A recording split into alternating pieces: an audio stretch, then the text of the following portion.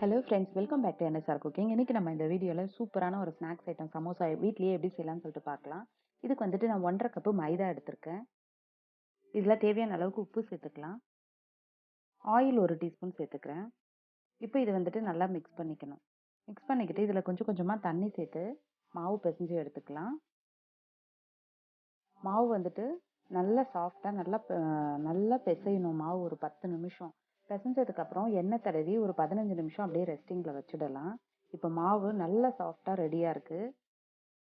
பிசையும் போது மாவு நல்லா அழுத்தி நல்லா பிசையணும். இப்போ வந்துட்டு மாவு வந்துட்டு இந்த மாதிரி பிரித்து எடுத்துக்கிறேன். சின்ன சின்ன பாலாக செஞ்சு வச்சுக்கலாம். மேலே கொஞ்சம் மாவு போட்டு இதை வந்துட்டு நம்ம உருட்டிக்கலாம். ரொம்ப எந்த அளவுக்கு நம்மளால மெல்லிசா இந்த மாதிரி திரட்ட முடியுமோ அந்த அளவுக்கு மெல்லிசா திரட்டிக்கலாம். பாருங்க, இந்த அளவுக்கு தின்னா திரட்டியிருக்கேன். இதை வந்துட்டு சூடாக இருக்கிற தவால நான் அப்படியே போட போகிறேன். இதை வந்து ரொம்ப நேரம் குக் பண்ண தேவையில்ல. ஒரு நிமிஷம் போதும். கலர் கூட சேஞ்ச் ஆக தேவையில்ல. இந்த பரோட்டா மாதிரி இது வந்து வெள்ளையாக இருக்க ஸ்டேஜ்லேயே நம்ம அந்த மாவு மட்டும் குக் ஆனால் போதும். அதை மட்டும் நம்ம இந்த அளவுக்கு வந்ததுமே நம்ம வந்து இதை எடுத்துடலாம். 3 அவிச்ச உருளைக்கிழங்கு எடுத்திருக்கேன் ஸ்டஃபிங் செய்யறதுக்கு. இதை வந்து துருவிக்கலாம், இல்லை மசிச்சுக்கணும்.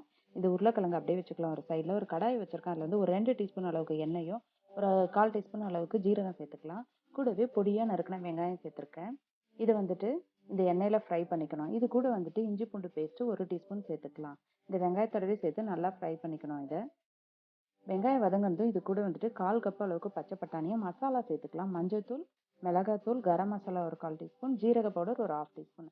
இந்த மசாலாவை இந்த வெங்காயத்தோடவே சேர்த்து நல்லா வதக்கிக்கணும். இது கூட வந்துட்டு உப்பு சேர்த்துக்கலாம் இந்த மசாலாவுக்கு தேவையான அளவுக்கு. இப்போ இந்த மசாலா நல்லா குக் ஆகிடுச்சு. 1 நிமிஷம் குக் பண்ணாலே போதும். மசாலாவுடைய அந்த பச்சை வாசனை போகிற வரைக்கும். நம்ம ஏற்கனவே மசிச்சு வச்சுருந்த உருளைக்கிழங்கு சேர்த்துக்கலாம்.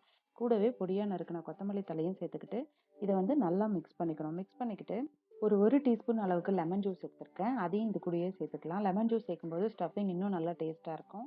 இப்போ இதை வந்து மிக்ஸ் பண்ணிக்கிட்டு இந்த ஸ்டஃபிங் ரெடி ஆகிடுச்சு. இது நம்ம ஆற வச்சுக்கலாம். ஆற வச்சுக்கிட்டு தான் நம்ம வந்து சமோசாவுக்கு ஃபோல்ட் பண்ணணும். ஒரு பவுலில் ஒரு 2 டீஸ்பூன் மைதாவும் கூட கொஞ்சம் தண்ணியும் சேர்த்து இந்த மாதிரி பேஸ்ட் மாதிரி ரெடி பண்ணி வச்சுக்கலாம். இப்போ நம்ம ஏற்கனவே ரெடி பண்ணி வச்சுருந்தேன் இந்த பரோட்டாக்கு இல்லையா, இதை வந்துட்டு இந்த சைடெல்லாம் வெட்டிட்டு ஒரு செவ்வக வடிவத்தில் நான் வந்து இதை எடுத்து வச்சுக்கிறேன். அப்போ தான் வந்துட்டு நம்ம சமோசாவை ஃபோல்ட் பண்ணுறதுக்கு கரெக்டாக இருக்கும். இப்போ இந்த மாதிரி வெட்டி வச்சுருக்கேன். இதில் வந்துட்டு இந்த மாதிரி கோன் ஷேப் மாதிரி பண்ணிக்கிட்டு இந்த கார்னரில் நம்ம ரெடி பண்ணி வச்சுருந்தேன் இந்த பேஸ்ட் இருக்கு இல்லையா, மைதா பேஸ்ட்டு, அதை அப்ளை பண்ணி ஒட்டிக்கலாம். இப்போது இது கோனுக்கு உள்ள நம்ம ரெடி பண்ணி வச்சுருந்த ஸ்டஃபிங்கை வச்சுக்கலாம். வச்சுக்கிட்டு மேலேயும் கொஞ்சம் இந்த பேஸ்ட்டை அப்ளை பண்ணி இதை வந்து அப்படியே ஃபோல்ட் பண்ணி மூடிடணும்.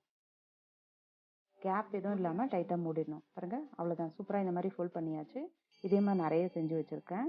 இப்போ வந்துட்டு கடாயில் எண்ணெய் சூடாக இருக்குது. இந்த சமோசாவெல்லாம் இந்த எண்ணெயில் ஒன்று ஒன்றா போட்டு நம்ம ஃப்ரை பண்ணி எடுத்துக்கலாம். மீடியமான ஃப்ளேம்லேயே வச்சு ஃப்ரை பண்ணணும். அப்போ தான் அந்த கிறிஸ்பினஸ் வரும். இல்லைன்னா சவுன்ட்டு ஆகிடும். இப்போ வந்து நல்லா திருப்பிட்டாச்சு. நல்ல ஒரு ப்ரௌன் கலர் வந்துருச்சு. சமோசா சூப்பராக ரெடி ஆயிருக்கு. அவ்வளோதான், நம்மளுடைய சூப்பரான சமோசா வீட்லேயே ரெடி. நீங்களும் ட்ரை பண்ணி பாருங்கள். உங்கள் சமோசா எப்படி வந்துச்சுன்னு கீழே கமெண்ட்ஸில் போடுங்க. மறக்காமல் நம்மளோட சேனல் என்எஸ்ஆர் குக்கிங்கை சப்ஸ்கிரைப் பண்ணுங்கள். தேங்க்ஸ் ஃபார் வாட்சிங் ஃப்ரெண்ட்ஸ்.